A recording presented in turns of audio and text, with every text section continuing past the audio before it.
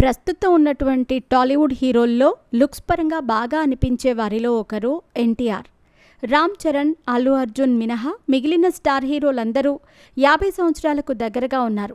పవన్ కళ్యాణ్కి 53 ఏళ్లు, మహేష్ బాబుకి ఈ ఏడాదితో 50 ఏళ్లు వస్తాయి.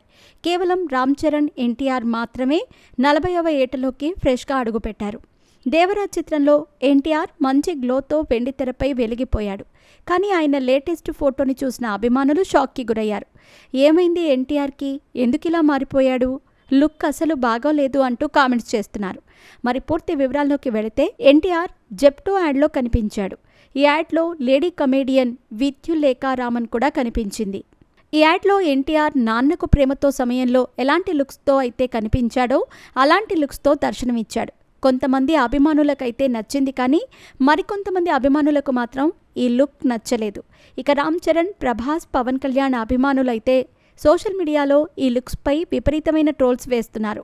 కేవలం యాడ్ షూటింగ్ కోసం ఈ లుక్లోకి ఎన్టీఆర్ వచ్చాడా, లేకపోతే ఇది వార్ 2 మూవీకి సంబంధించిన లుక్కా అంటూ అనేది తేల్చుకోలేకపోతున్నారు. ఇవి రెండూ కాకుండా రీసెంట్గానే ఎన్టీఆర్ ప్రశాంత్ నీల్ సినిమా మొదలైంది. కొంపదీసి ఈ లుక్ ఆ సినిమాకి సంబంధించింది కాదు కదా అని సోషల్ మీడియాలో ఆవేదన వ్యక్తం చేస్తున్నారు.